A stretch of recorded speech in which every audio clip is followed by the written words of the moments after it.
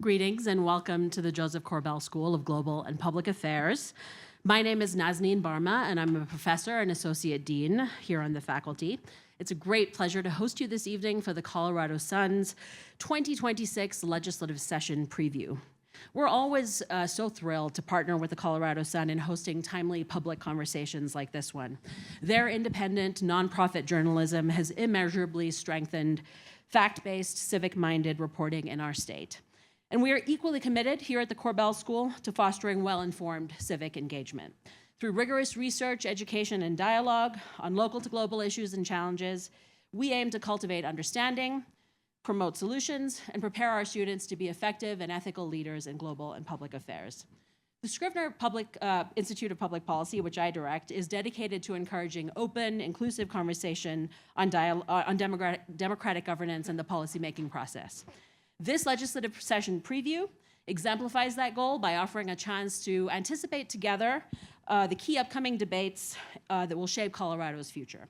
We're grateful to you all for your civic engagement in being here with us. Without further ado, and with thanks to the Colorado Sun and Corbell School teams, it is my pleasure to turn this over to Jesse Paul, award-winning political reporter and editor at the Colorado Sun. It's always a pleasure to host you here at Corbell. Jesse. All right, Governor, you can log on.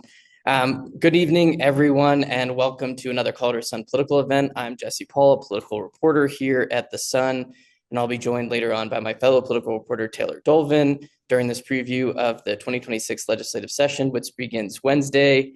Wow, I need to get some things in order before then. So this event is presented by the Colorado Education Association and sponsored by Aponte and Bussam Public Affairs Consultants. Thank you so much to our sponsors, and thank you so very much, as always, to the University of Denver for providing the space to us to hold this gathering tonight. Great partners for the Sun, and we really appreciate it. The best way to support events like this is by becoming a Colorado Sun member. It's quick and easy at coloradosun.com/join. And if you're here tonight and you're not getting the unaffiliated, you should really change that because you're a political nerd like all of us. It's the best way to peel back the curtain on Colorado politics and policy, especially in an election year, which is hard to believe that we're in another election year. All right, well, let's jump right into the event. The governor couldn't make it tonight in person, so we are starting off this event with him virtually. I'm in the other room from you all just to make this technologically possible. We'll be in the flesh momentarily on stage with the rest, with all of you for the rest of our program. But for now, we have Governor Jared Polis. Welcome to you, who is in his last year as governor. I'm not going to spend much more time on an intro for the governor because you all probably know who he is. So thank you so much for being here, Governor. Really appreciate it. Thank you. You know, we had this blizzard today. Of course, when I was growing up, this would have been called a dusting, but by today's standards, this was a blizzard. So thank you for making accommodations here remotely, and good to see you all. And I'm sure I'll be seeing many of you in person during session. Well, let's jump right in. You don't have much more time leading the state. This is your last legislative session preview that we're going to make you do here at the Colorado Sun. So heading into your final session as the governor, I wonder what are your top 3 bills that you really feel like you need to accomplish this year to kind of cement your legacy? Well, we are as active as usual. We're going to be really running through the gate here and working hard. And you know, we're always pretty easy to figure out on my agenda. So housing work continues. There's several good bills there. There's the Home Act, and we're working on a few others in the housing space. You're going to hear a lot about energy this session, including making it easier to permit energy projects and get them done. In some ways, it's a similar policy to housing. I mean, one of the reasons we can't have nice things is we don't let them be built. And so energy, it helps reduce costs for ratepayers. Housing helps reduce the cost of homes. Other than that, I would focus on our higher ed and workforce reform work. I'm just so excited about kind of queuing this up for the next governor, but obviously beginning this work, including with the bill, the speaker is leading this session, to really elevate all of the ways that people can prepare for good jobs, apprenticeships, certificate programs, and really evaluate them in some sense the same way we do conventional higher ed, the community colleges and colleges, and say, are we getting a good result for students, and how can we really administer these more efficiently, but also really help empower people with information about what works for good outcomes, meaning good paying jobs across all the different and new and exciting ways that we've scaled up that people can get ready for success. A brief overview for the listeners or viewers on the Home Act. It would basically allow certain entities to get around local zoning laws in order to build housing. Yeah, so it's somewhat similar to we had a different version. Didn't quite make it last year. You might recall, Yes in God's Backyard. The religious piece is out of it. That caused some, we're for it, but it caused some consternation with some legislators. So it's really focused on housing authorities, school districts. More and more of them are playing in that housing space. School districts, right? Where are paraprofessionals going to live? Where are teachers going to live? Especially in a high cost area of our state, they own a lot of land. So do various nonprofits that are playing the housing space. So it's going to take all of us together, working together to solve the housing issue, and Home Act will help empower landowners, nonprofits, and public sector to do that. Can you talk a little bit more about the energy bill that you're bringing? I know I've heard some stuff about the Public Utilities Commission, but can you give us maybe, a minute long? Yeah, I wasn't really referencing one bill there, Jesse. There's just a lot of the energy space. You mentioned the PUC sunset. That's one of them.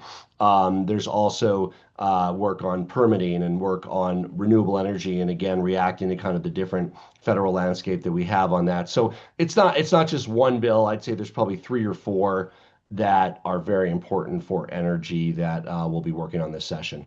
Okay, well, I think we'll talk a little bit about that with our lawmakers later on.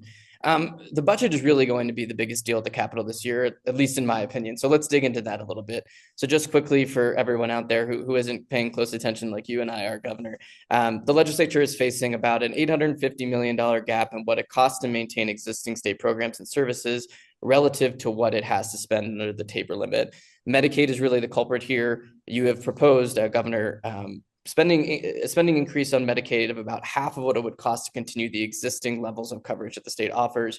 I want to first talk about autism, because this is really a big talking point for folks and a big rubbing point. Families with children of autism and adult children with disabilities are really worried about how your Medicaid proposal will reduce funding for their loved ones. And I'm wondering, why should some of those most vulnerable Coloradans really bear the brunt of this larger Medicaid issue that we have going on?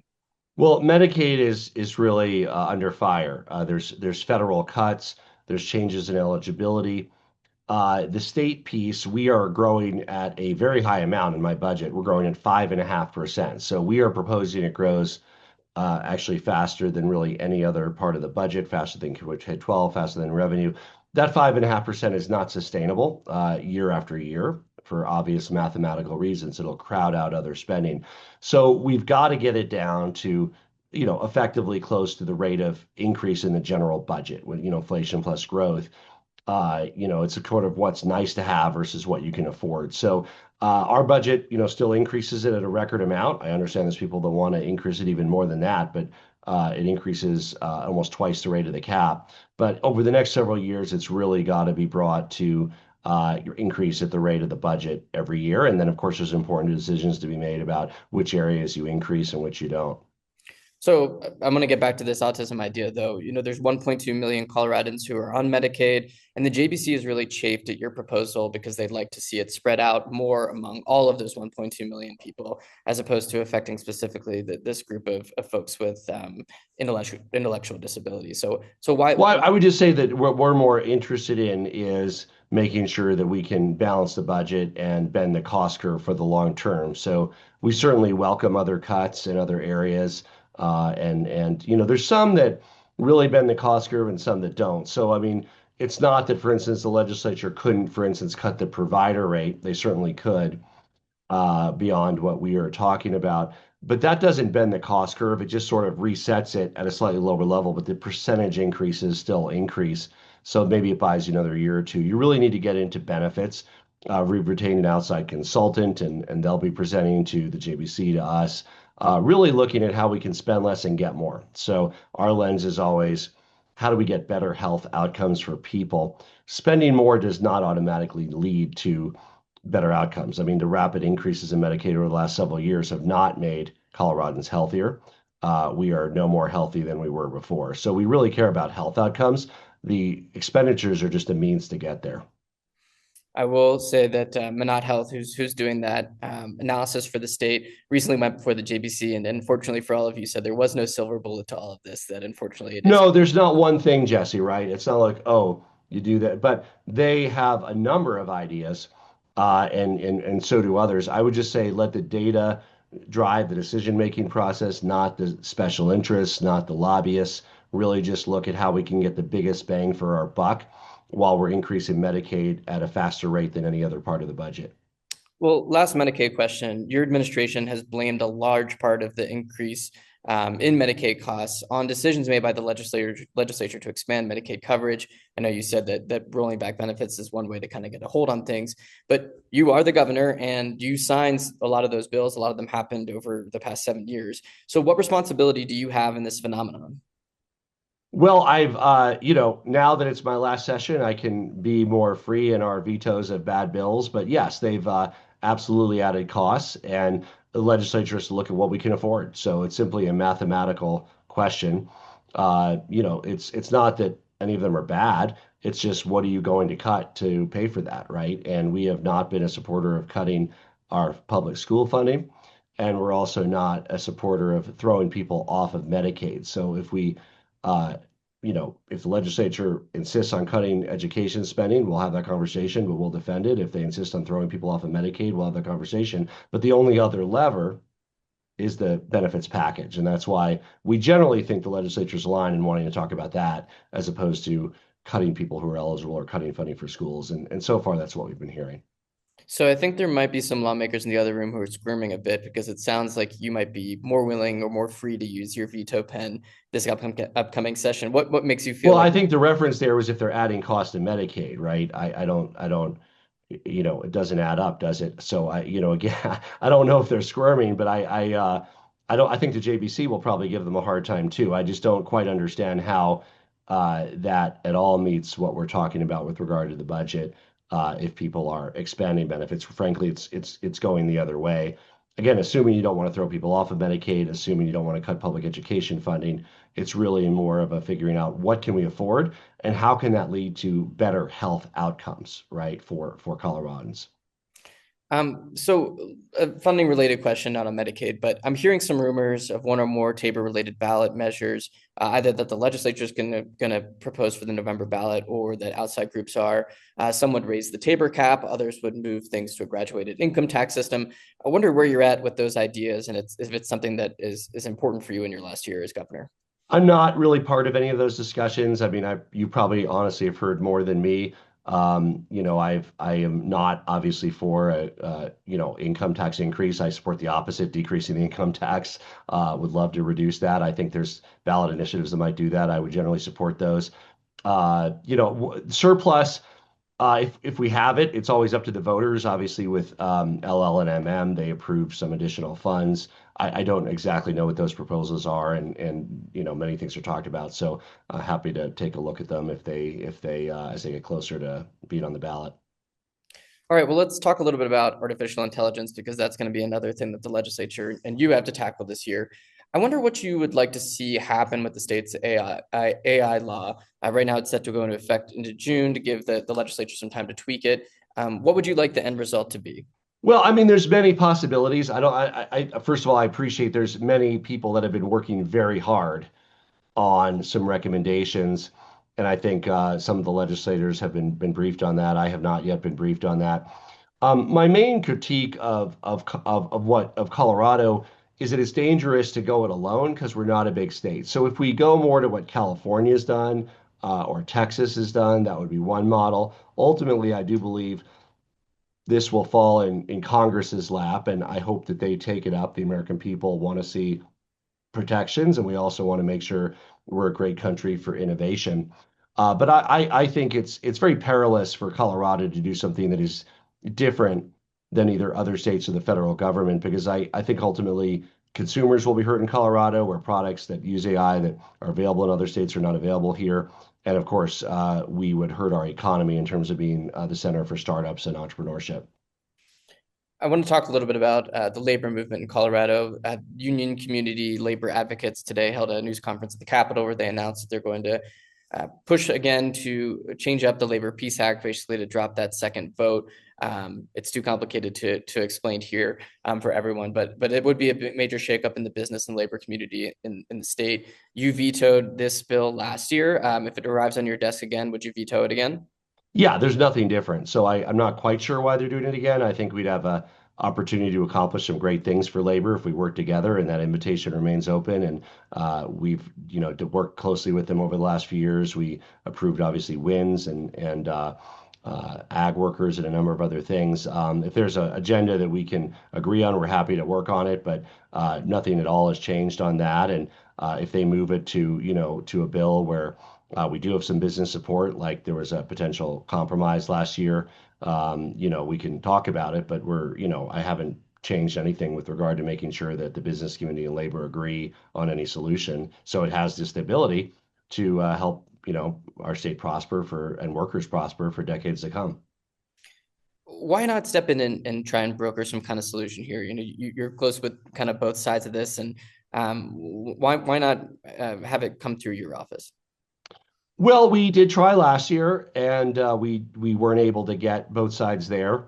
So, I mean, if both sides ask us to, we'll be happy to do that again. I maybe we'll have a different outcome, but we certainly tried hard, and frankly, the differences weren't great. I mean, I think a couple percent. I mean, they're very close. My advice to labor is take the deal you can get and work on it again in a few years. But for goodness sakes, it's a huge change to benefit workers. And my advice to business is let's provide some stability, even if it's just for a few years, versus risking the whole caboodle. So I continue to tell folks that if business and labor want us to mediate and step up and speak through us rather than directly to one another, we're happy to do that. But frankly, I just encourage them to work directly together. And just to be clear, it sounds like what you'd be open to is lowering that threshold on the second vote. Exactly. That's what we're talking about. And a way to bypass it, frankly. So lowering the threshold. And then if you have enough support in the initial one, you don't even need to go to a second one. So those are the types of things that we've discussed that businesses, frankly, moved on. And I would encourage labor to take the win, but totally respect if they want to do something for show instead. And would love to be able to sign some more pro-labor laws if they can get there. So speaking of kind of brokering deals or kind of stepping in the middle of some of these arguments, as you probably know, some more moderate and more progressive Dems in the legislature are really at odds right now. A lot of that has to do with the Opportunity Caucus and the gathering and veil that we've written a lot about. I'm assuming you've heard about it.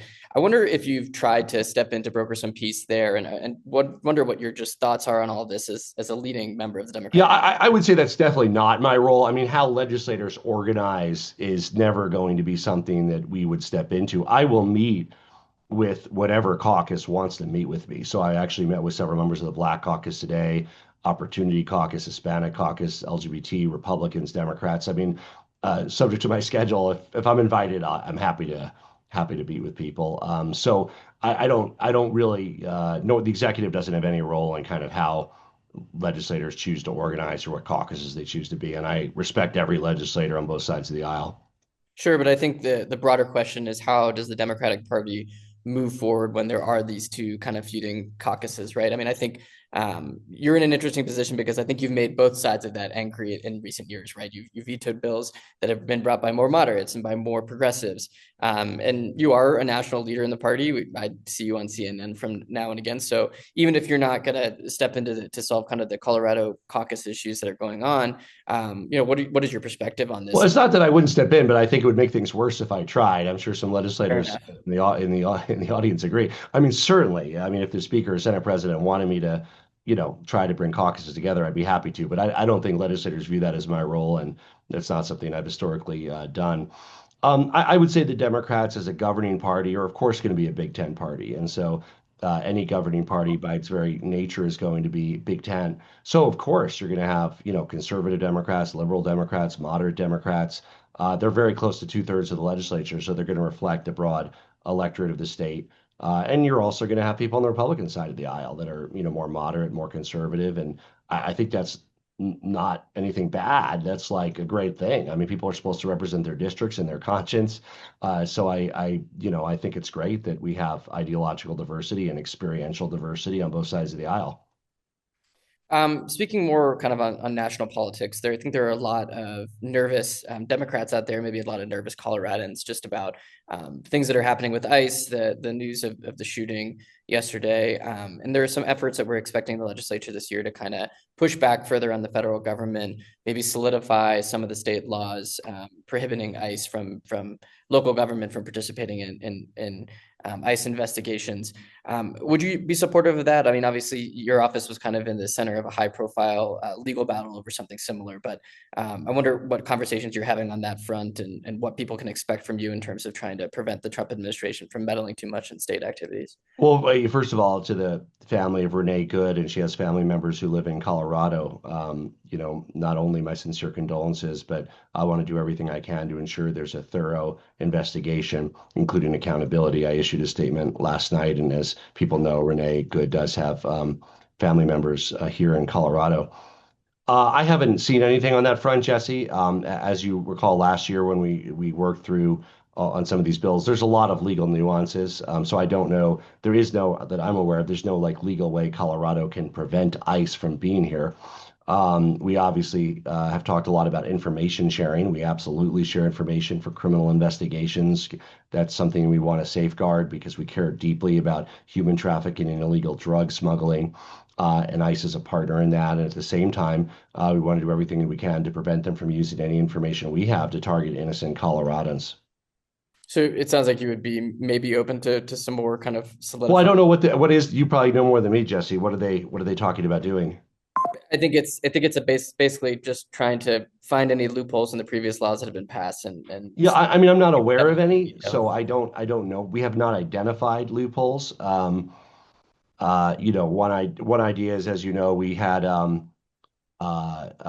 state employee that did not cooperate with a criminal investigation that ICE was doing, and we got tied up in a lawsuit. We were unable to provide that information to ICE. If they want to help make sure we can share that information with ICE to prevent human smuggling, we'd obviously be open to that. So looking forward a little bit, I guess this is actually another national question. I do want to talk about Tina Peters. Obviously, there's been a lot of blowback on Colorado from President Trump regarding Tina Peters. People have criticized you for not full-throatedly saying that you will not pardon her, that you will not hand her over to, the Bureau of Prisons and the federal prison system. Why not just come out and say something like that? Just make it clear that you plan on letting the justice system play out as a. Well, I mean, I consider her like any other inmate or prisoner. So, like for instance, when they requested a transfer, we said two things. One is other forces, outside forces, don't request transfers. We're the ones who request transfers. We actually have 11 prisoners in federal custody, and usually it's because they are causing a problem in our prison. Either they are perhaps organizing a gang or are so unpopular, other people are trying to beat them up. That would be the type of thing where we would say we would like to transfer this person to the feds. Obviously, so far, Tina Peters is not beating anybody up. She's not a threat there, but it's not something that we would categorically say, because if somehow she's not about to be a Tren de Aragua leader, but if somehow she was a gang leader, we would consider treating her like any other prisoner. So I've just tried to normalize this. We look at things the same way we do for anybody, and that includes, transfers. And as I've said, publicly, there's no reason that I can see why we would request a transfer for this inmate. Yeah, it's not, but I mean, this is a particularly special situation, right? It's not a normal one. It's not every day that I think the president recently said that you should rot in hell or something. Well, it's fine. I mean, look, he's also targeted. He said we should not have mail-in elections. He's targeted that. That was cited in his decision to move Space Command. There's a number of issues that he has with what Colorado does, and again, I think what's important is in the case of particular inmates is just focus on that particular case and the merits and the sentence and all of that stuff. And we're going to, mail in ballots in our Constitution. It's not going anywhere. Only the voters can remove that. And I don't think they're about to. I think it's even more widely popular than it was when we first adopted it. I personally have only voted in person. I think my first two elections, I was trying to remember when I was 18 and 20, perhaps. And I think, some journalists will now look this up on the voter file, but I'm pretty sure I did mail. It was opt-in before it was opt-out, right? But I'm pretty sure for the rest of my whole life, I basically voted by mail. Are you feeling the It's pressure? very common for Coloradans. What's that? Are you feeling the pressure from the president on Tina Peters? I mean, he's like, is there any thought to, meeting him halfway or anything like that, given the actions he's taken against the state? Well, I mean, I've said a few things publicly. I've obviously said if she is very ill or has, cancer, we would again do something like we would for any nonviolent inmate in that situation. We consider getting them out. We're always going to look at the sentence and how long and what it is. She is elderly. We have halfway houses in Comcore. So, I mean, I think what you have to do is just say, forget about the politics. It's not about Donald Trump. It's not about anything else. It's just about, particular people that are sentenced to crimes. I review a lot of these every year, and we're, and actively reviewing a number of these for people that have done, far worse violent crimes. I mean, these are folks that might have done attempted murder or assault, and every year we try to find a few that, especially when they're elderly, it makes sense where they're really not a danger to others. Yeah, no pardons this year over the holidays. I know I was. Well, I think it's just more we're not done yet. We've first of all, our legal team's been very busy with the federal stuff. So yes, we're a little behind. There's nothing, well, there is a lot, I guess you could say there is a lot magic about the holiday season. It's not magic for pardons, it's just sort of been what we've done. We've usually finished them by the end of the year, but frankly, we've just been particularly busy, and I'm accepting applications for pardons and commutations through March 31st. And we probably will go a little bit bigger this year. That's very common for the final year of a governor to really look at mercy as a value, and see where we can apply that. And if you do have friends or family members that are in need of a pardon, and remember, just to be clear, a pardon means you did something a while ago, you want it off your record. A commutation means a reduction in a sentence. So we have until March 31st, and every application that comes in, our team will make sure to look at. Well, I guess I shouldn't complain that it wasn't 6 p.m. before the night before Christmas, as it tends to be. So I do appreciate that didn't happen. Yeah, we have some that were mostly through, but I think we usually like having more together. So I don't know if we're going to do one or two more rounds and exactly when, but we did post publicly that people need to get in applications by March 31st. Okay. Okay, so now we're on to the forward-looking questions. As we mentioned at the top, this is your last year as governor, and I'm sure you're thinking about your legacy. I'm expecting to hear some of that in your State of the State address next week, your final one. How do you think that Coloradans will remember your legacy as governor? How do you want them to remember your legacy as governor? Well, for me, it's really about the big things I ran on, and obviously first and foremost among them, when I ran for governor, Coloradans had half-day kindergarten. Parents had to pay for full day, pay for preschool. We had my first year, got free full day kindergarten, and then we took to the ballot universal preschool, passed with 2/3 of the vote in red counties, in blue counties, rural, urban. And we moved from 27th in preschool enrollment to 3rd in preschool enrollment. Very excited about our work on energy. Again, not complete, but we are now the #1 state for electric vehicle sales percentage, higher than California. And of course, we're already recognizing cleaner air quality. Because of that, we're rapidly converting our grid to renewable energies. And of course, the work that we're doing in workforce readiness, making sure that people of all ages are able to get skills they need to have a good job. Those are some of the many things that we've worked on. And of course, laying the groundwork for Colorado's success in the future on housing, affordability, livability, sustainability. It's a little different issue because, again, you fix the underlying issues on housing. It's not like the next week or the next month, housing costs a lot less and it changes everything. When you change this system like we have been, it takes years, right, for housing to actually be built. So this is a legacy item in the sense that how Colorado looks in 5 years and in 10 years will have a more livable, more sustainable, more affordable Colorado, more people with the opportunity to live near transit, better transit, another focus in this session and last session, and of course a better quality of life where people aren't forced to have 45-minute commutes and might be able to live 5 or 10 minutes from their job. Anything you didn't get done that you'll kind of look back and maybe kick yourself on? Well, that's what this session is all about. So you'll have to ask me that after session because we have a lot of work to do this session. All right. Last few questions here. Any plans to endorse a successor? Obviously, they got two big name Democrats in Phil Weiser and Michael Bennett running to take over your office in a year or so. Either one of them you plan an endorsement, or either one you plan to vote for? I have not. I don't plan to make an endorsement. It's always something I reserve. If if one of them starts sounding nuts. But both are people I respect and know well, and I think either one would make a fine governor. So I don't have any plans to do that. Or do you have any interest in Colorado's U.S. Senate seat should Senator Bennett win the governor's race? Well, I served my 10 years in Washington. I don't expect to be called on again. It's not something that's in my life plan or that I want to do, but obviously I'm, deeply committed to our state and hope to be around for many decades to come. Would you ask for it? I mean, would you say no if asked to serve in that role? It's honestly not something I've thought about. I've really, focused on an entire year we have here to be governor, and obviously it's something that may or may not even be around. But it's not something I've thought about. I served my time in Washington. I served 10 years there. I was honored to do that. I don't have any particular plan to go back, but as I said, I look forward to continuing to make Colorado and our country a better place however I can. And I always have to end with the question. I know one thing you have thought about, even though you maybe say you don't, but President, and any 2028 plans or conversations that are happening, have you ruled that out? Have you ruled it in? What's you say you don't want to go back to Washington, but I know there have been some conversations about it. Well, I mean, I guess if I was invited to be the president, I'd probably accept, but I don't think it quite works that way.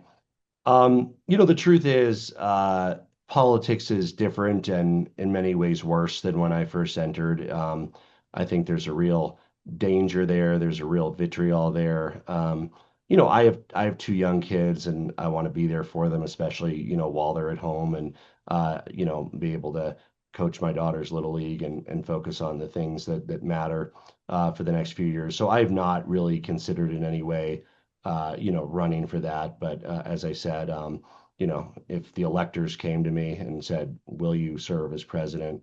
I'd certainly give it a serious thought. All right. Well, that's more of an answer than I've gotten from you in the past. And by electors, I mean the Electoral College. I mean, if the Electoral College came to me and said, "We don't like the two people everybody voted for, you can be president," I'd consider it. But that's like an impossible scenario. It's not something I think about. I do not want to run for president. I really hope that good people do, but it's pretty brutal out there right now. Got it. Okay. Well, thank you so much, Governor. Really appreciate your time tonight and look forward to hearing what you have to say in your state of state next week. Thank you. Take care, Jesse. All right. To everyone else, I hear the thunderous applause in the other room. I will be joining you briefly.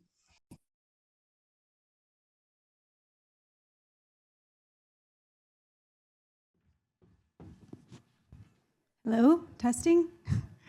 Hi, everyone. My name's Taylor Dolvin. I'm Jesse's colleague, fellow Colorado Sun politics reporter. Thank you all again for being here. Next up, we're going to be joined by two top Democrats at the Capitol. We're lucky enough to have House Speaker Julie McCluskie from D-Dillon and Senate Majority Leader Robert Rodriguez from Denver. So if you guys can come up.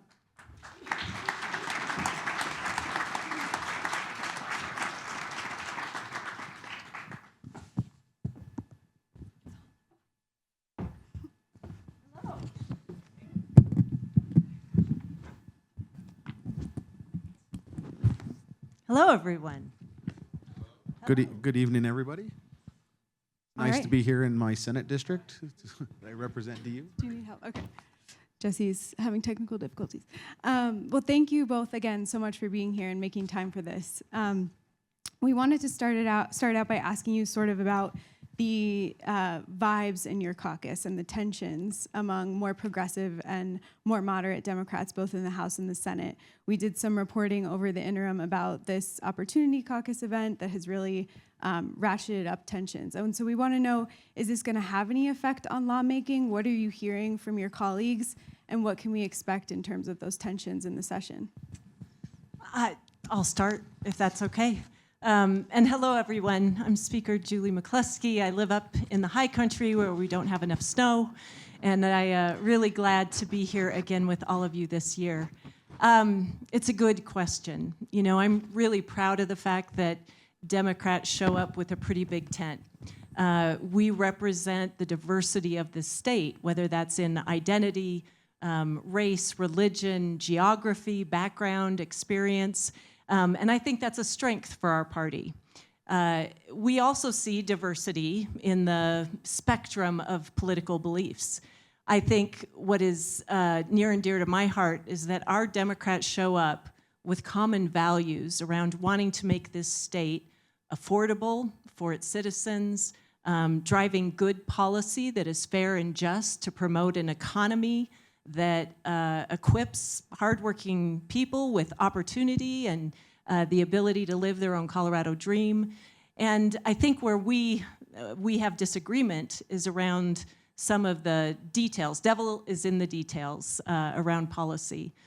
And I think that as some of our passions emerge during policy debates, you see some of that conflict even internally between Democrats. I've been really pleased over the last month to see a lot of our Democrats, rolling up their sleeves, getting to work, not only with their colleagues across the aisle, Republicans, but with each other.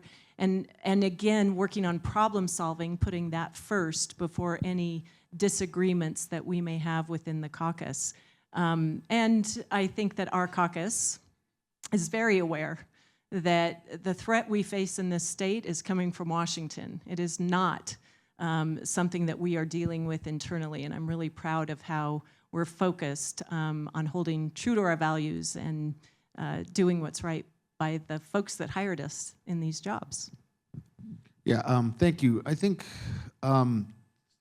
Speaker McCluskie and I came into the legislature at the same time in 2019 when we did take all three branches of government, the Senate, the House. The House has always had a majority for a lot longer than the Senate did.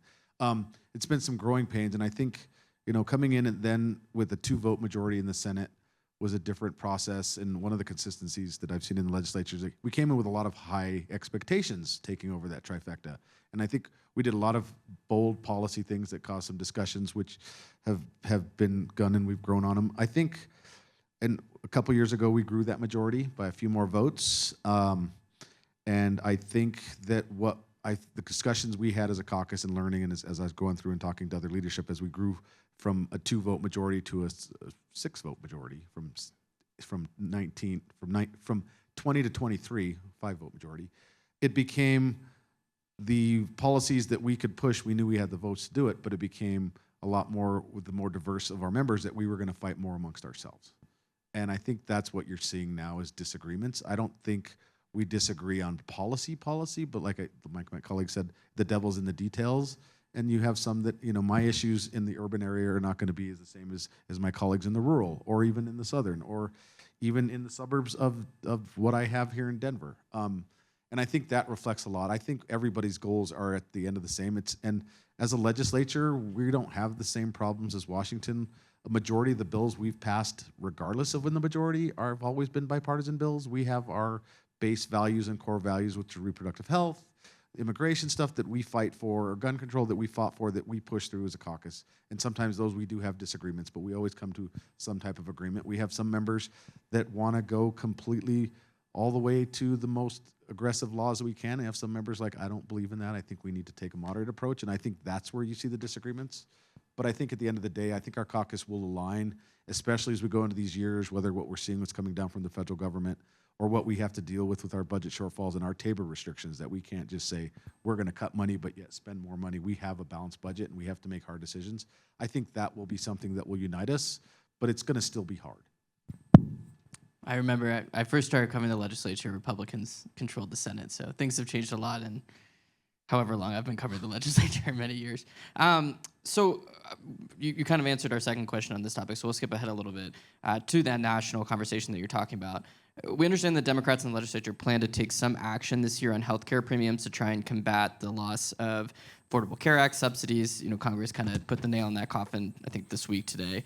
Can you talk more about specifics and how is that possible given the $850 million hole you've got to deal with this year too? Yeah. Okay.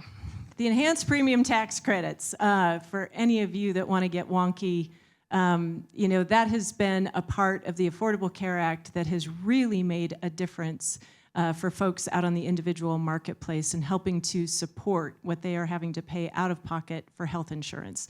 In my part of the world, I come from the Western Slope. When I took office, the prices for health insurance were the highest in the nation in my community.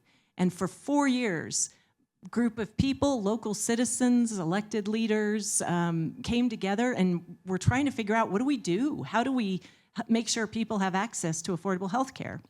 We came up with reinsurance, worked hard in my first year in office in passing a bill, refined that in our second year, and that has helped save a tremendous amount of money, hundreds of millions of dollars for folks who are on the individual marketplace.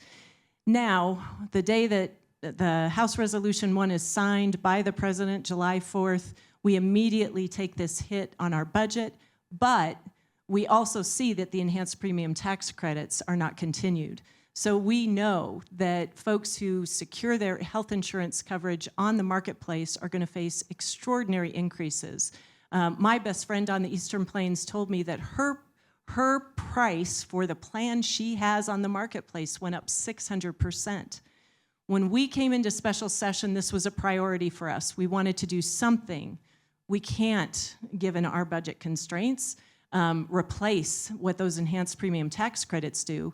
But we did pass a bill, House Bill 25B 1006, which is providing 1 year of continued support for folks on the individual marketplace. And I'm thrilled because my daughter, who buys her insurance out on the marketplace, is actually going to be paying less next year because of that bill and that effort. That means she stays insured.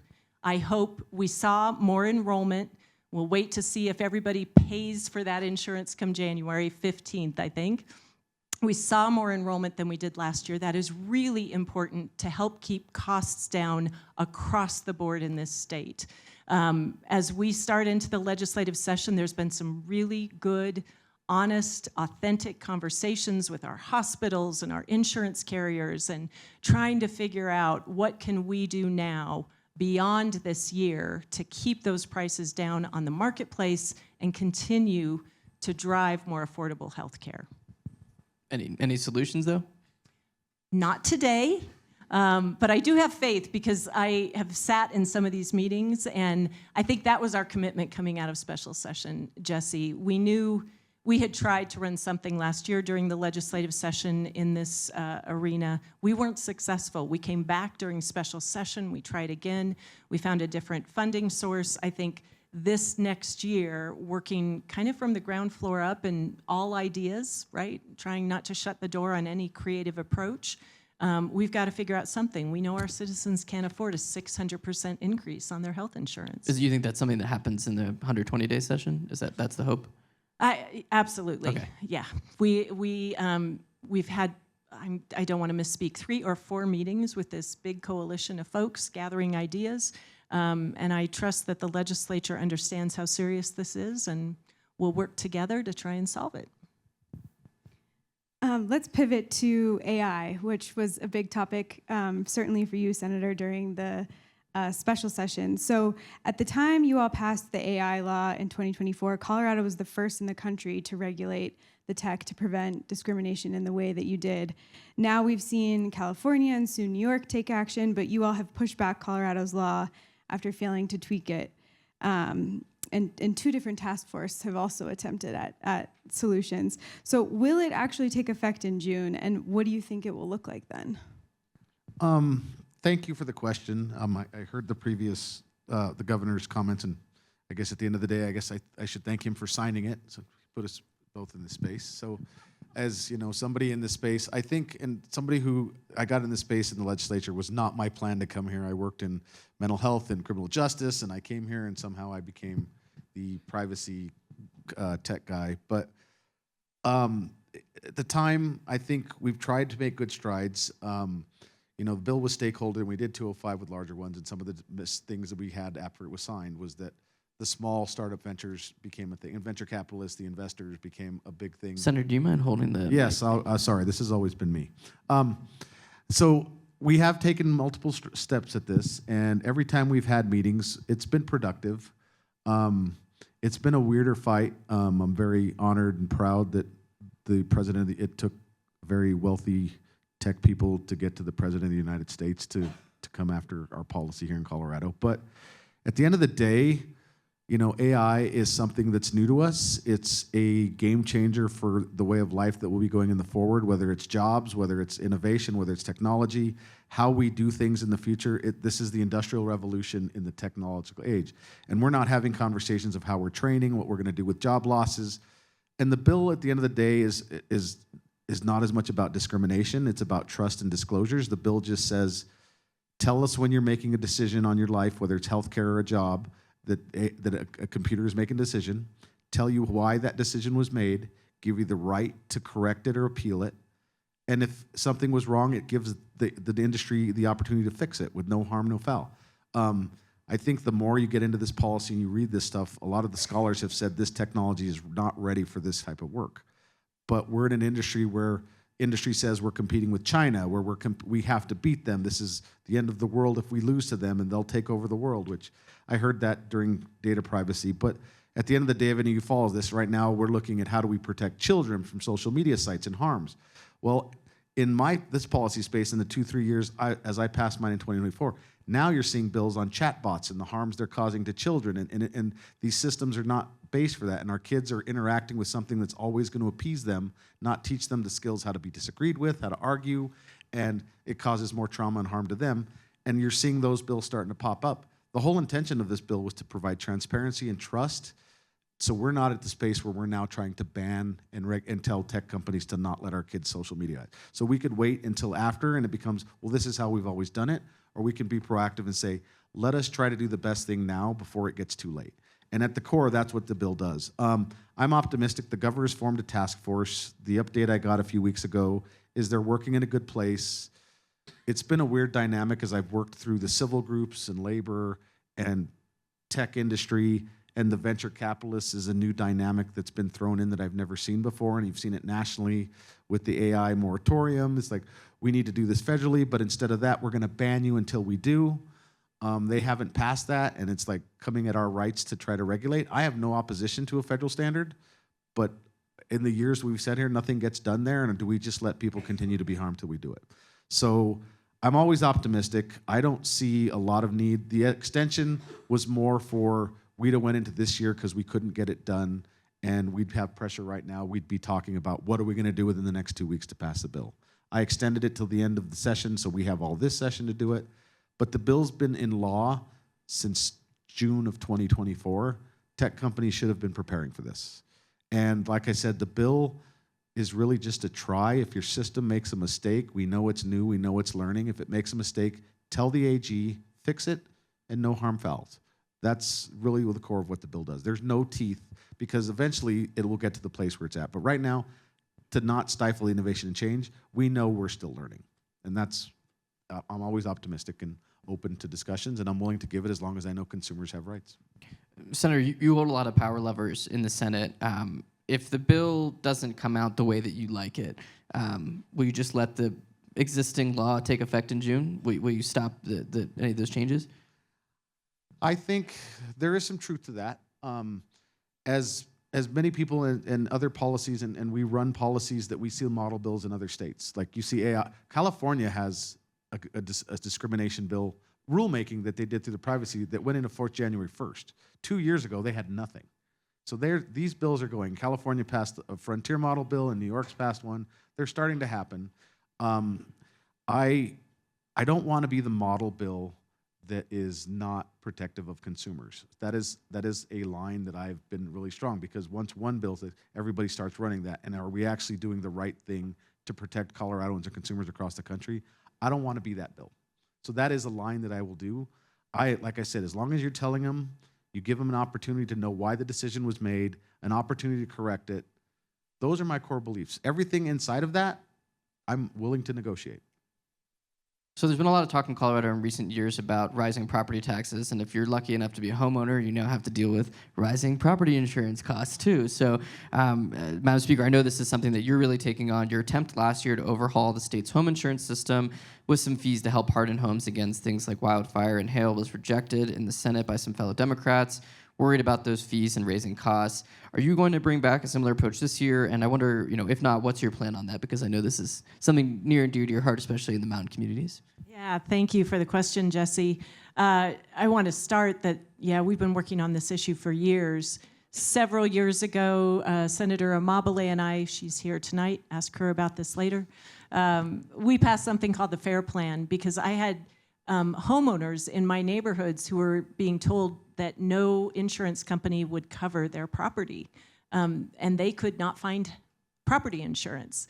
So this FAIR Plan is kind of a safety net, a last resort if you are unable to secure property insurance otherwise. That is now, the FAIR Plan is now in effect. We also passed a bill in 2024 to commission a study for our large HOAs, our big condo hotels. We see a lot of those lodges up in rural resort areas to look at what more can we do around property insurance for these really big properties. That report is due in the next week or two. Certainly hoping that helps inform what a next step might be. And Jesse, to your comment about the bill that did not succeed this last year, I am pursuing something that will hopefully drive funding for those homeowners that are willing to harden their roofs. We want to provide incentives and or financial relief. If folks are caught in a hailstorm, what can we do to harden that roof so that if we have to replace it now, we replace it once and it lasts the lifetime of the home. We also want to pursue ways we can protect communities from catastrophic wildfire with either some type of reinsurance plan or investments, deeper investments in mitigation. I've got colleagues in both the Senate and the House that are talking about other ideas in this space. So I do think this will be a big topic for both chambers this year, and it should be. You know, it's one thing to have to pay your mortgage. It is frightening to see your property insurance increase at the extraordinary rates that we've seen these past few years. And that's happening all across the West. I would hope that Congress could also take up some universal approaches in helping us with some relief, but I don't see that happening anytime soon. So it sounds like the funding mechanism maybe is the holdup. That's exactly right. We had proposed a 1% assessment on insurance carriers, and they are transparent, and they will tell you that they will pass that along to property owners, that 1% assessment. It is my belief that that is a far easier pill to swallow for all of us who own property than what has happened over the last 5-10 years in the extraordinary increase. And that increase is happening because of the increased risk. If we can mitigate against hail by hardening roofs, if we can provide some pool of reinsurance to help balance that risk for insurance carriers, then all of our rates also slow or decline. Do you think that could ever happen? I would hope, but at least stabilize what we have seen in explosive increases. Senator Rodriguez, we've heard that there might be a bill coming on data centers. I wanted to ask you about that, that you might be working on. Can you tell us what it is and what you hope to accomplish with data centers this session? I am not working on the data center policy. It was something that I've been interested in since data privacy in 2021, as I've dabbled in it. But some of my frustrations with the industry, I decided to step back and say, I don't know if I like you enough to do this. But it is an important conversation, and I think there's a path there. I mean, at least for me, and I follow this nationwide, and it's not a partisan issue. It's like Ron DeSantis did an AI Bill of Rights where he said local control for data centers, after the president's executive order for saying you can't ban data centers. Across the country, Kansas, Missouri, Wisconsin, Virginia, you're starting to see communities rise up on data centers. They use a lot of power. They generate noise. They use water. They're on a grid. Colorado, while we have a cool climate, we don't have a lot of water. We are building and we've done electrification. Do we have the grid? Data centers will come in. Ratepayers will pay for that. The power development, unless it's structured right, are they offsetting the ratepayers' rates going up to build these data centers? And they'll make a lot of noise. And I think those are the conversations we need to have. Like Minnesota has the same conversation. And do we need to tax incentivize them? I know there's a tax base. There's revenue for construction and building of them, but operation of them is kept very minimal.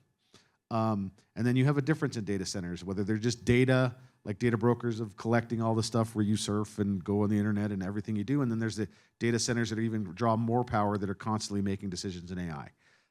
Those are different pieces of work. There's a lot of non-transparency on it, but I'm finding it across the country that it's not a partisan issue. It's what's right for the communities. You're seeing them, and the technology's changed and we're getting there.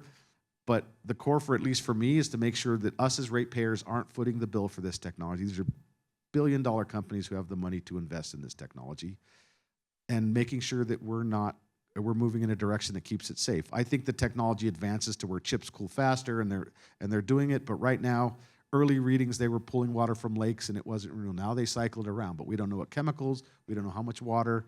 I've talked to my colleagues across the country that are in grid areas where they build these, and they're sucking up their wells to take the water for their system, and it's all done in secret. So that is similar to anything tech. It's proprietary secret versus they just don't want to tell you, is the discussions I think we'll have. I don't think it's going to be an easy fight, but it's one of those things where business industry wants it and labor wants it for building, but then the environmentalists have concerns with it. So it's going to be an interesting topic to go, and I don't know where it's going to go because I've heard there's 2 bills floating, and I haven't dug in. Which state's policy would you most like to copy at this point? None. I guess, unfortunately, I prefer to be the first that does either more transparency. You'll never get it. I don't think you'll ever get industry to let you know how much electricity they're using or how much water they're using. That would be a huge thing. Or what's in the water. Obviously, I don't know if, I don't understand why we need to incentivize it. You know, they'll build it if they have the resources. They're building them in California, and their utility rates are way more expensive than ours. So it's a more nuanced conversation, and I'm glad I'm not on that bill. So I guess relatedly, you know, one of the big discussions we talked to the governor about this is at the Capitol this year will be the Public Utilities Commission sunset. That's basically just a fancy word for you guys are going to change up the Public Utilities Commission. So, like, what are we going to see on that? Because I haven't heard kind of a clear answer from lawmakers on it. I don't know that we can answer that one yet, Jesse. As you're very well aware, we go through a series of sunset reviews on programs and different agencies within the state. And this year, we've got a whole swath of sunset reports that are coming forward. Those recommendations that come forward are then considered by the General Assembly through legislation. The PUC, the Public Utilities Commission, is one of those sunset reviews. It does have a whopping 23 recommendations in the sunset report, which is pretty overwhelming. That is, usually there's 1, 2, or 3 recommendations. This one has a whole list. And there is a lot of interest. We all have been facing increased energy rates. The state has been committed to moving forward on clean and renewable energy and made some great progress. I think the conversations with this particular sunset bill will be very robust. And I've talked to enough of the interested parties that I anticipate our bill sponsors to be very committed and spending a lot of time listening and learning and making sure that the recommendations coming forward in the report are truly what is best for Colorado and what we should move forward with in legislation. Over the past month, but really over the past year, we've seen a lot of attacks from the federal government on Colorado. In this last week, I reported on the Trump administration cutting funding for childcare for the state's poorest families. We've seen the Trump administration's denial of recovery aid for parts of Colorado that have suffered from flooding and fires. What do you all plan to do, given the difficult financial situation the state is in, to bolster these programs or push back at all against the Trump administration's cuts? I think we've taken a few. I think we use every tool we have. Like I said earlier in my opening comments, that we don't have the bandwidth like the federal government where we can cut money, spend money, print money, and continue going to debt. We have to balance the budget. But I think one of the tools we've had that we've used, at least in some of this stuff, is lawsuits. I mean, that's the only tool we have of overreaching of our president and holding these things that could be considered unconstitutional. I think that's the first step that we have, that we fight back the president on some of this kind of political bullying. And my speaker could probably tell more about this, but we are a state that probably puts out more federal taxes than we take in. And I don't know how to unravel that. I know California's threatened it in the past, and it's not that I want to go down that road, but it's unfortunate, like trying to figure out the greater good. Like as I sit here and try to reflect of how I can help the rural community, well, it's not my district that I have that we have a president who doesn't care who he harms as long as he's getting his way. Do I think this is about Tina Peters? Maybe so, but only from his tweets. I need to start just by saying how outraged I am with the attacks on Colorado. It's been hitting communities that are near and dear to my heart and partially in my district.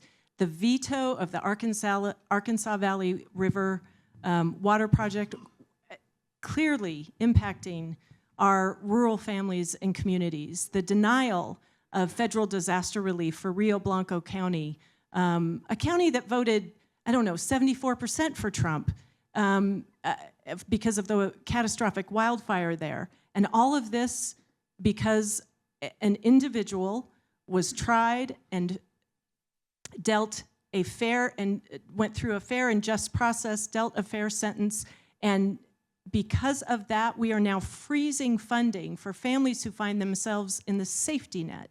It is outrageous to me that this is how we are handling. I have no words, clearly.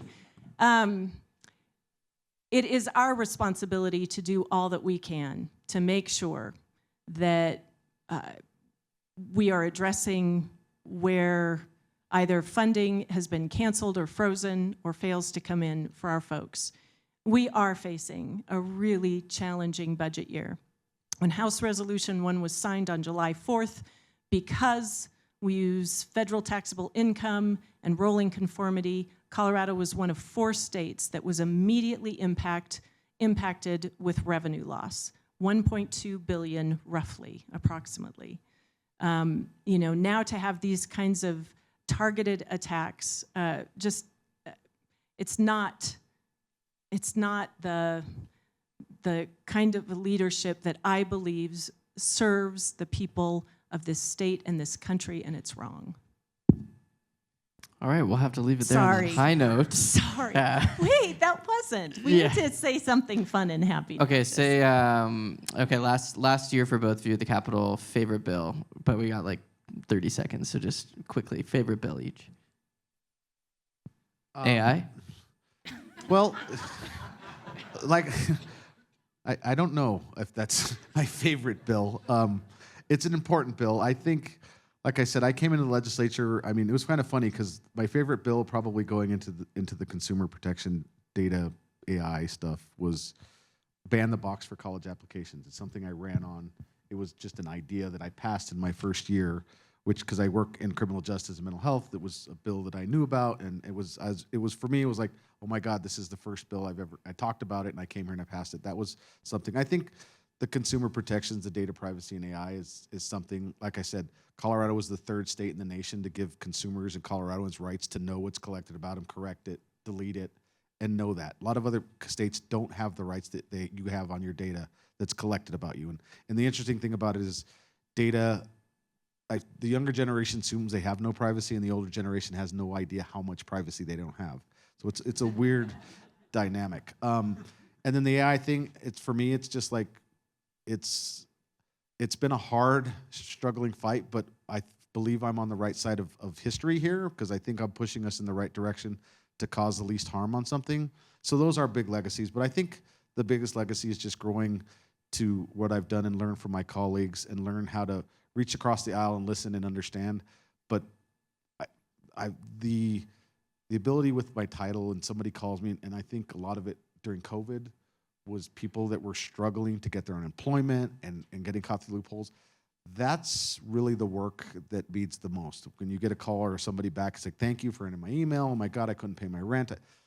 That is probably the most rewarding thing that I learned from this job, is being able to use the power that you have to impact somebody that never thinks anybody pays attention to them, and you listen. And I think that's the most rewarding part of this work that I got out of it. It's like, it's same thing in corrections or probably teaching. It's like you can't save everybody, but it's those small victories that just keep you going.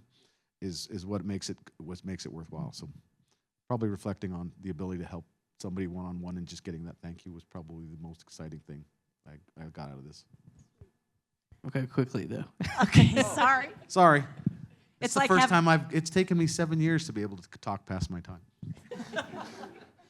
Thank you for the question. And quickly, it's like having to pick your favorite child, and you can't do that.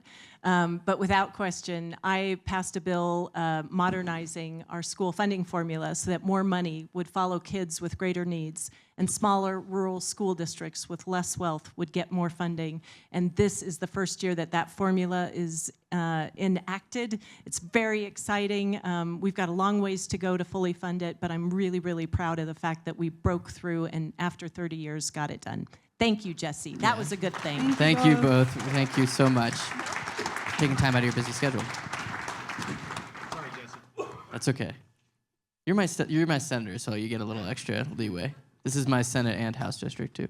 Well, thank you so much, Madam Speaker and Majority Leader. So next up, we're gonna do the wonkiest part of the night, but also probably the most important. Joining us, walking up onto stage, they know the drill. And arguably the most important thing that we're gonna talk about tonight is the budget. And joining me are two members of the legislature's powerful Joint Budget Committee, State Senators Judy Amabile, who isn't on stage yet, a Boulder Democrat, and Senator Barbara Kirkmeyer, a Brighton Republican. I'll note that Senator Kirkmeyer is running for governor this year. We will not ask governor questions, though, so we'll save that for... I'll answer them anyway. Yeah, I know, right? A couple weeks, we've got our gubernatorial debate we'll be doing. So thank you so much for taking time out of your busy schedule to join us. The members of the JBC, for those who aren't initiated, probably work harder than anybody at the Capitol. It is truly a year-round job for them. And you guys are really in the thick of it. So we kind of talked about this at the beginning, but for those who need another primer, we talked about it with the governor, but $850 million-ish gap that you guys are facing between the money you have available to spend and the cost of continuing everything that the state currently does. A lot of that caused by rising Medicaid costs. We've done a lot of reporting on that at the Sun. So let's talk about the governor's proposal first off, because that's kind of, you guys can do whatever you want to, but that's the starting point for the budget discussions.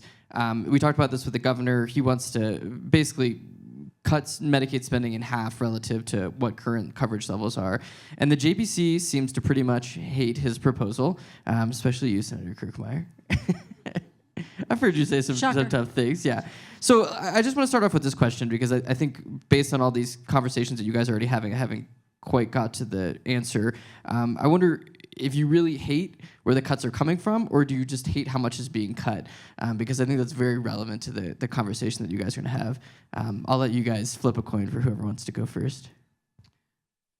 Do you want to go first or you want me to? Okay, great. Both. All of the above there. So it's going to be a tough budget year again. This started off in March of 2021 that we got into a structural deficit, so we can't blame anybody but ourselves for the position that we're in. We need to stop spending. We need to cut our spending, stop doing the one-time fixes. We funded a lot of programs that were supposed to be one-time funded, and we continued the funding. So we got ourselves into this mess. We're going to have to get ourselves out of this mess, and the way we do that is we're going to have to cut. And as we've talked about this year, we are going to have to, everything is on the table to cut, with the exception of education, from my perspective. I think what's been going on, at least from my perspective, that this will be my 4th year being on the Joint Budget Committee. We have a crisis of priorities. My colleagues across the aisle have a hard time, not on the JBC, but across the aisle, including the governor, have a hard time determining what their priorities are. And we go from one thing to the next thing. There's not really any strategic planning on how we're going to maintain ongoing funding for certain programs, yet we just keep going and funding those. So it's going to be tough. Everything's on the table. I do think that the governor targeted certain things under Medicaid. I'm really disappointed that when we went through a special session, we didn't have the opportunity to actually make any spending cuts.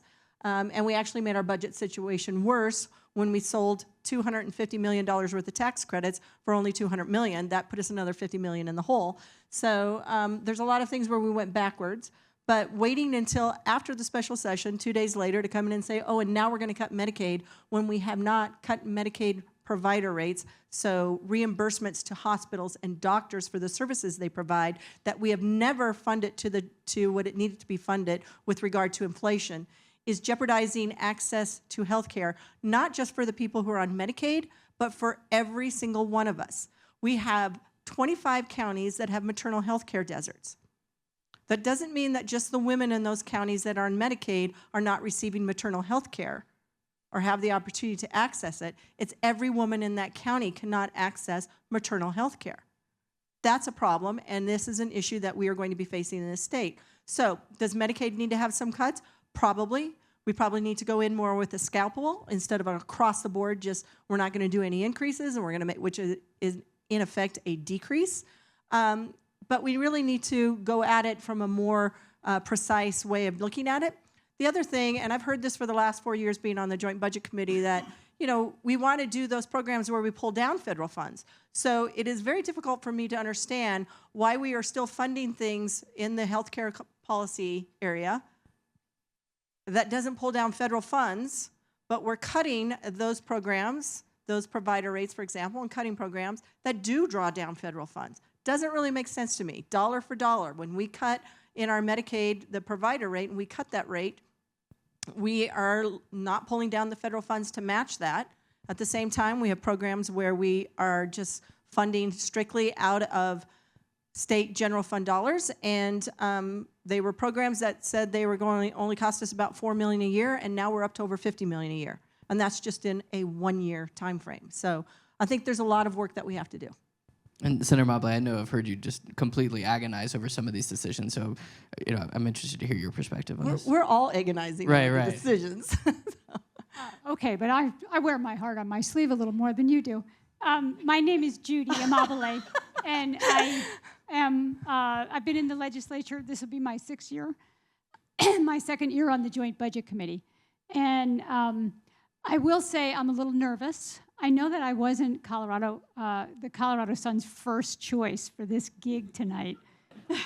I heard from my 2 of my other colleagues that they were also invited, but they couldn't come. So some of them have been on JBC a little longer. We'll say that.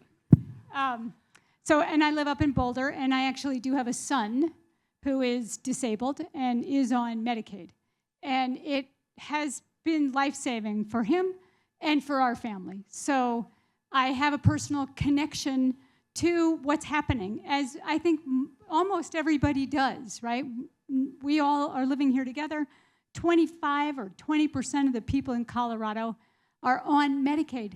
It is absolutely critical for them, but also for our entire healthcare system, that Medicare is funded adequately. Because if we pull money out of the Medicaid system, we are going to hurt the hospital system. We're going to hurt all the rural hospitals.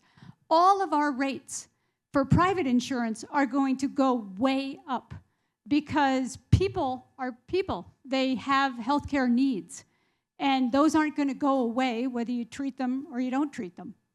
So I do think there's some places where we could fine-tune what we're doing with our Medicaid spending. And I don't have the same attachment to the provider rates because many of the providers are big national companies that aren't necessarily passing those rates on to the actual people who are going into people's homes and providing the care that they need. So I think we have to be careful about that to make sure that the money that we're spending is actually going to patient care and not to having, 15 organizations that are all doing the same thing, that all have an executive director and a development director and somebody who's got a lobbyist that comes down to the Capitol and, puts a lot of pressure on us not to cut those rates for those providers that have a much bigger voice. My interest is in making sure that we're representing the people who don't have a voice, who don't have a lobbyist. And we tend to hear mostly from organizations that do. And so we got to be able to look around the corner and make sure we're protecting the people who are the most vulnerable. So I would say my heartburn with the way that we're looking at the Medicaid cuts is that we are focused on this tiny group of people who are using a large amount of the services, the people who are on long-term services and supports, the people who are profoundly disabled, for whom they will not be able to survive without this care, like literally.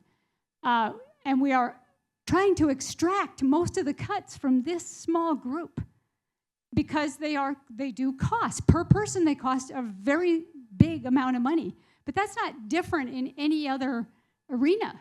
It's not different with private insurance. It's just not that different. And I want us to look at the money that's being spent on the larger, broader population and see if there are some things there where we can get cost sharing, where we can maybe dial back a little bit on the services that the people who are doing better are getting. So that's my basic philosophy.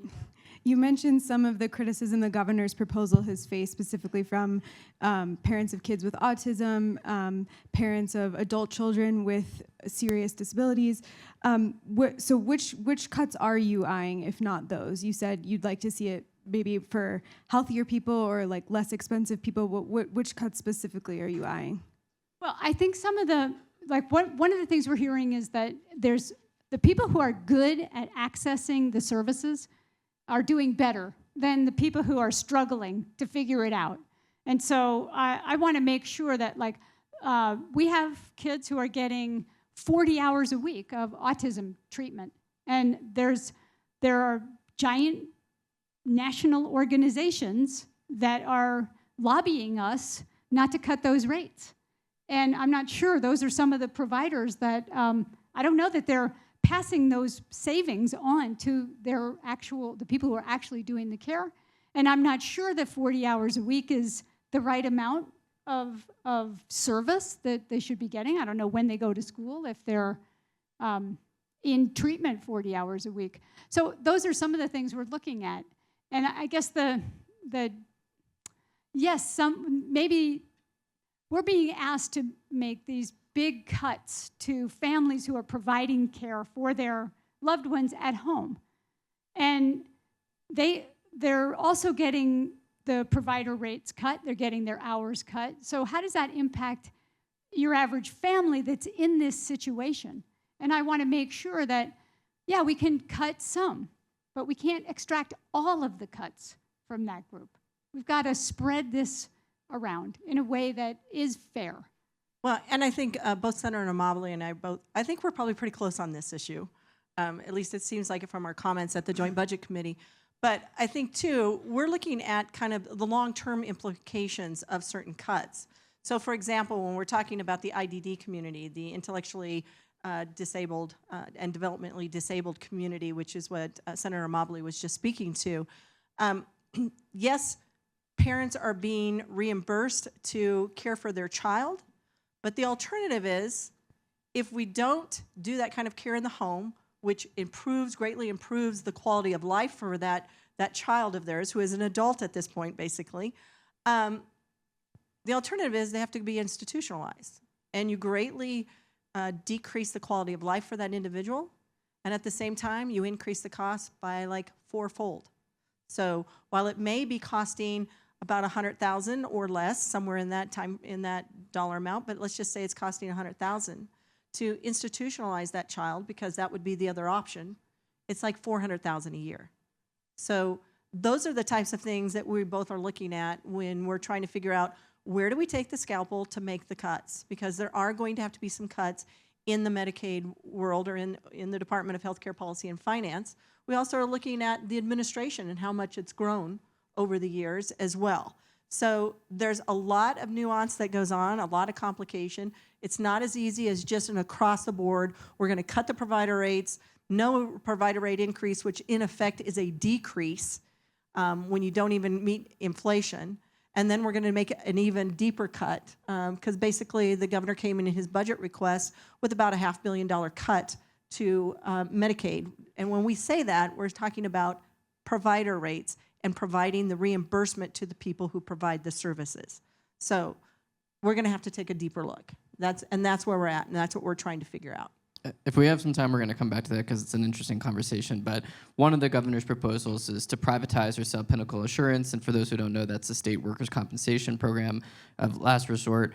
The governor wants to do that. That's estimated to bring in about $400 million. It's a one-time injection into the state finances. There's been some skepticism from JBC members, particularly Democrats, in the past. The governor wanted to do it last year. It didn't happen. I wonder where you both are on that question now, because it seems like we're in a much more desperate situation than we have been. Is it the case that the budget is just in such bad shape that you really don't have an option, that this is something that you've got to do? We can start with you, Senator Kirkmeyer. I'm not a Democrat. He's starting over Well, would you? there. I mean, yeah. But no, but maybe it's an easy here's answer the for you. reality. Jump in. Yeah, I mean, the reality is this. The governor proposed selling Pinnacle last year, getting out, which is our provider of last resort for workers' comp in the state of Colorado, and we've been funding it. And he does that in his budget request without really talking to either Pinnacle or to Para. And so we're presented with this idea, and I call it spaghetti budgeting. People laughed at me last year when I said that, but basically it's like, hey, we got an idea. We're just going to throw it at the wall and see what sticks. And here's the thing. He didn't talk to Pinnacle. He didn't talk to Para. Well, we go through 2 or 3 months during the session, and we're talking to Para, and we are talking to Pinnacle, and we're finding out nobody's done their due diligence yet. We don't know how much Pinnacle is worth. We don't know how much exactly it's going to cost, but Para keeps telling us what it's going to cost to buy out of there. And none of the work is being done. And then it all just stopped, like in April. Nobody did any more work. And then we get to this budget request this year in November, and again, we're throwing it out there on the wall. And I'm like, well, have you talked to Pinnacle? Have you talked to Para? And the answer is no. So that's a problem. So I don't know that everybody's done their due diligence, that even if we were able to work through legislation to get a bill passed to sell Pinnacle essentially, or buy it out and buy out Para and all of that, that it would even be done in a time frame that would assist with balancing our budget for the next budget year. We have to have that done by April, essentially. So I don't know how we even get to that point because due diligence wasn't done as it is. So again, that's why I said to the governor, I don't think his budget request is serious because it's not balanced. And he's supposed to present a balanced request. And I do remind him all the time, his stuff is just a request. He doesn't write the budget. The 6 members on the Joint Budget Committee write the budget. So it's a problem. But you can tell us where the Democrats are at. Okay, so I'm not going to speak for all the Democrats. I am a Democrat. But I don't have a ideological attachment to Pinnacle. I don't actually understand why many of my colleagues are so attached to this idea that the state of Colorado should own an insurance company. I would be more than happy for us to sell Pinnacle and allow it to become a private company, especially if the price is right. And I am pretty much alone in that place, and I don't mind. I think that other states have sold off their insurer of last resort, and they've done fine. I think Pinnacle will still be here in Colorado. We can make them be the insurer of last resort. There are lots of different ways we can set that up. I don't think I would be curious if any of you ever even heard of Pinnacle. Like at the Capitol, we are so invested in this thing, but I see some people nodding their heads yes, but of course you're also here tonight. I promise you that. We're all nerds. I promise you that most people out there in the world, even if they work for a company that uses Pinnacle, and even if they've had a workman's comp claim, they still have never heard of Pinnacle. And so I'm kind of surprised that my colleagues are so dug in on this particular thing. I would rather feed hungry kids. I would rather fill potholes. I would rather make sure that families who need basic health care to survive are getting that than I would rather keep an insurance company in the state of Colorado that we might. But here's where I agree with Senator Kirkmeyer, is that we don't actually know what the value is. We don't know how much we have to pay to Para. We don't know what the highest bid is, because I don't want to sell Pinnacle to Pinnacle if Pinnacle isn't willing to pay the highest price. And there are other insurance companies out there that might potentially pay more for it. It is a valuable asset. And so I want to sell it to the highest bidder. I want Colorado to get as much money as we can. And then I would like for us to use that in a smart way to support the people of Colorado. But let me just point out one thing again. One-time money. It's one-time money. It's where we got into this problem. We took one-time money and used it for ongoing programs, so it helps us in the short term, but it doesn't help us stabilize and work to get out of our structural deficit in the way that we need to. Well, Just okay, pointing that out. I agree, it is one-time money, but also this year, we have a massive amount of need. And we'll have a massive amount of need next year too. And we'll have to find some other rabbit to pull out of a hat next year.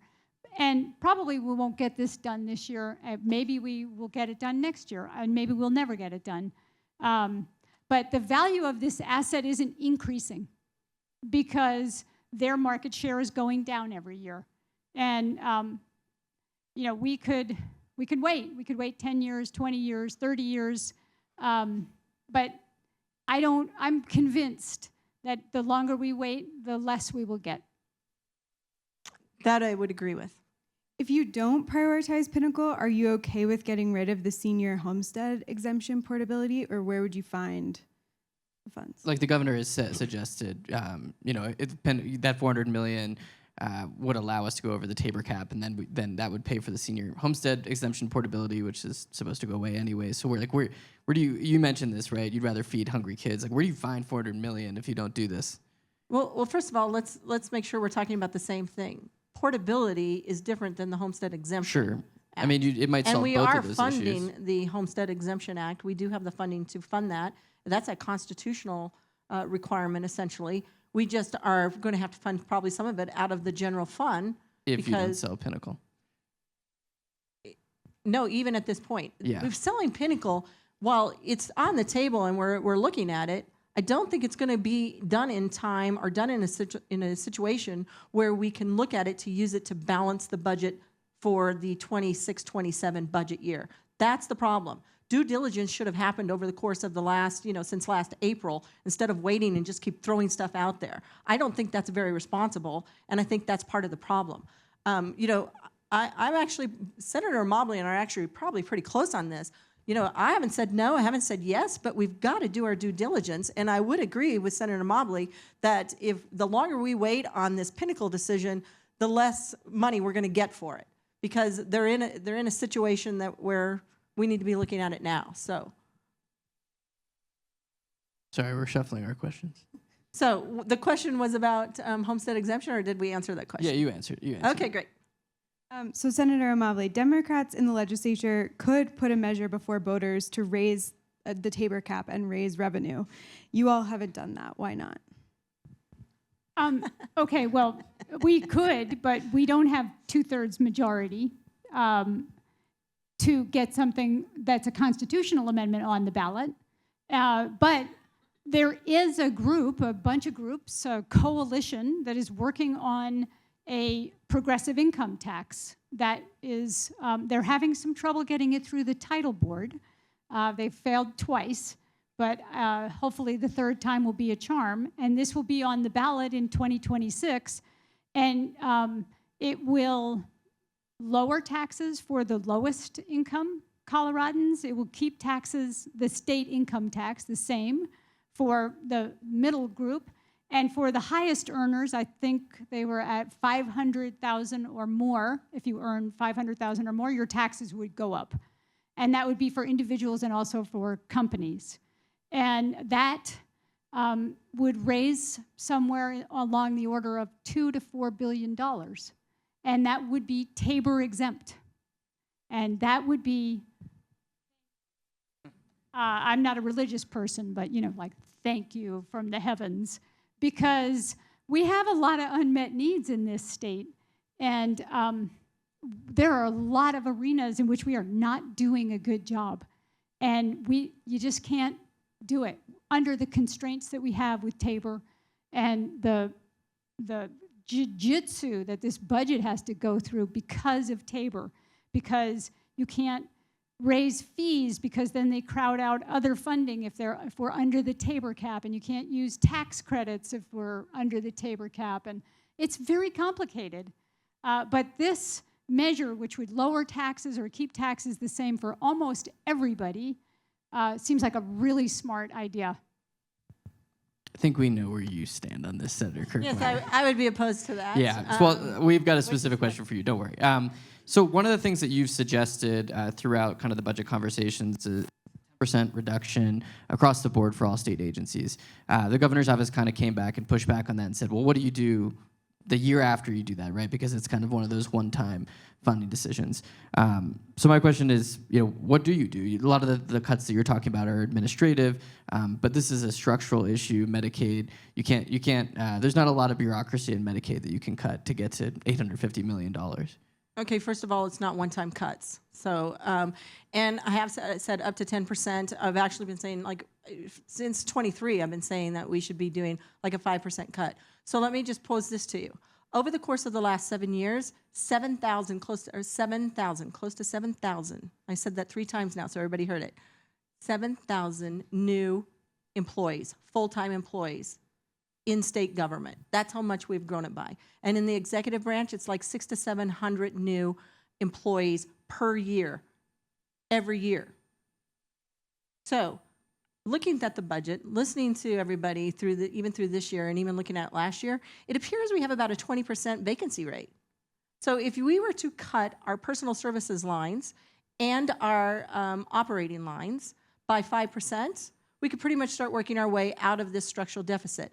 If we would stop overspending, so in the last year, our inflation was 2.4%, yet in our general fund operating budget, we increased it by 3.6%. In a year when I think I probably lectured more at the Senate microphone than in the well than Senator Amabile, but I know you lectured some as well. In a year when we're telling them how bad the budget is, we still couldn't stop overspending. That is overspending. When you're spending more than what you bring in, that is overspending. And that's what we did even in this last year. So those are areas that need to be cut. So yes, I think instead of just keep piling on and figuring out how they're going to use that vacancy savings or that personal services line and continue to use it for other things, that maybe we should just cut right there, which is what we did during the Owens administration when I was told my first year of employment working at the Department of Local Affairs that we had to cut close to, I think it was 14%. And we had to cut it out of our general fund ongoing costs. And that's what we did, is we went in and looked at where our vacancy savings were, where we didn't, we weren't filling those vacancies. There's money sitting there. That's where we cut. And it is ongoing. So it's not one time. Okay, we've got no time left, so let's ask one last question. Well, that's because you let Rodriguez go on forever. I'm sorry, I tried. You should have cut him off. He's my I'm senator. I should have moved over here in the front and done what I do on the Senate floor. When you're and done governor like next this. year and we're doing the pre-session event, you can have extra time. Okay. Okay, so last question. The governor, one of his ideas to kind of keep Medicaid in the future, this is a forward-looking question, is to tie annual Medicaid increases to the rate of Tabor increases. Just quickly, you're shaking your head at Senator Amabile. Is that just a no-go? No, I mean, Tabor is a made-up cap. It has nothing to do with what's happening out there in the real world. Medical costs are going up faster than inflation, faster than the Tabor cap, and that is not a viable option. It is just a made-up thing. Actually, Tabor is not a made-up cap. It's inflation plus population growth, and it's basically what everybody else has to look at in their own budgets at home but and let at their me own table at home. So it's not a made-up cap, and it's about inflation.